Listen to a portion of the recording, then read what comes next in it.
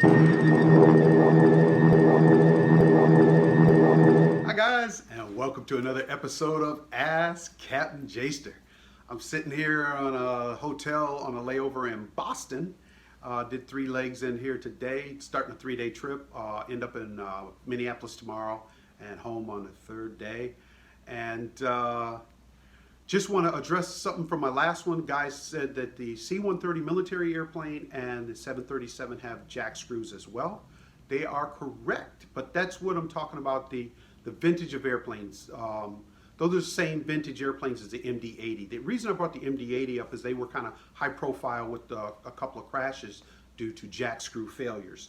But you're right, those are 1960s era airplanes, and yes, they do have those jack screws in them. Now, I'm not going to go, dogging the 1960s era stuff because I happen to be 1960s era. Anyway, yes, you're right there. So, on this episode, the Shade Tree Fix-It Man asks, do airplanes you fly still use Pitot tubes for airspeed indicators? Yes, however, it's a little bit more complex than that. It looks like the Shade Tree Fix-It Man used to work on fighters during the Vietnam War. Well, thank you for your service, by the way. And yes, the Pitot tubes. Pitot tubes, for you guys that have no idea what that means, it's a probe that's on the airplane. They actually kind of call them probes nowadays, but it's a little thing that sticks on the airplane that senses air pressure, and it gives us our airspeed. But they're more sophisticated nowadays. They usually don't just put a Pitot tube on there. They usually combine it like with, on a lot of them they call them Pitot static. So they have holes in the side of them and a hole down here. The side holes read static pressure, like for altitude, and the front pressure reads your speed for your airspeed indicator. And little tangent, when I was in the F-16s, my wingman was sitting in his F-16. I'm about to get into mine, and I asked him to look at his airspeed indicator, and I blew in the Pitot tube. And he said that I blew 300 knots. Now, what I expected was a type of blow, but it wasn't. It was a where you couldn't blow through it at all. So once that pressure gets in there, that's what shows how the amount of force of the pressure shows you how much our airspeed goes up and down. However, there are also things that we use in the airplane for airspeed. GPS is one of them, and the inertials. So the Pitot information, the GPS information, and the inertials, which we have 3 inertials in there, they all talk to one another and calculate our speed. There are 4 types of speeds we deal with in the airlines. We deal with indicated airspeed, which is just that. It's what is indicated from like the Pitot stuff. There's true airspeed, there's ground speed, and there's Mach. So when the flight plans are filed, they file it in true airspeed. Now, true airspeed is your indicated airspeed corrected for altitude. So if I'm on the ground and the airspeed indicated from the Pitot tube shows 300 knots, as I start going up in altitude, if the speed stays exactly the same, the indication of it's coming down because the air pressure is less because there's it's less air up top. So that's your true airspeed, and that's basically how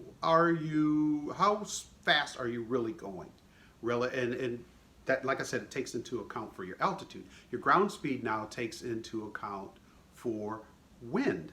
So if I'm doing 400 knots true up at altitude and I have a 100 knot tailwind, I'm actually going across the ground 500 knots. So that's our ground speed. So the cool thing about the new computers is it takes all that information and it actually shows it to me. In the old days when I was in the military, man, a lot of time we had to calculate that stuff using whiz wheels, and then they got, when I was just starting to get out, we started getting GPSs that had that stuff.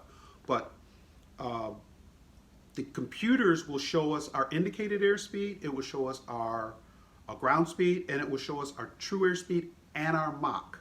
Now, as we're flying at low altitudes, the air traffic controllers want to know our indicated airspeed. As we start getting up higher, they want to know our Mach airspeed. And all of it's there that we can just read it off of our indicators and tell them how fast we're going. But yes, the Pitot tubes are still there. And thank you very much, the Shade Tree Fix-It Man, for your question. Thank you for your service. And now, ladies and gentlemen, the airport tip of the day. Tip of the day, tip of the day, tip of the day. Okay, guys, when you go up to a pilot in an airport and you ask them a question about the airport, there is a high probability he's not going to know. And the reason why is, for example, me, I am based out of Chicago O'Hare. If you ask me something about Chicago O'Hare, I can probably help you. But once I go to Boston tomorrow and somebody comes up to me and asks me where baggage claim is, I have no idea. I am based out of one airport. I fly to many airports in the country and out of the country. Do I know where they are? No. You know what I do? I look at the signs. Am I saying don't ask a pilot? No, I'm not saying that at all. But a lot of times if you ask me, I'm going to say, well, let's take a look at the signs, okay? So it's probably better if you were to ask an employee of that airport, i.e. gate agent, cleaner, but somebody that works at that airport. Because tomorrow when somebody comes up to me in Boston and asks me where something is, I'm going to be very polite and say, well, let's take a look at the sign. Because I am not based out of Boston. I typically don't say that, but well, actually, yes, I do. I'll tell them, I'm not based out of here, but let's see if we can figure it out. So anyway, find an employee that works there, and if you can only find a pilot, he's going to try his best, most likely, to help you, but he probably won't be the best help. Anyway, that's the tip of the day.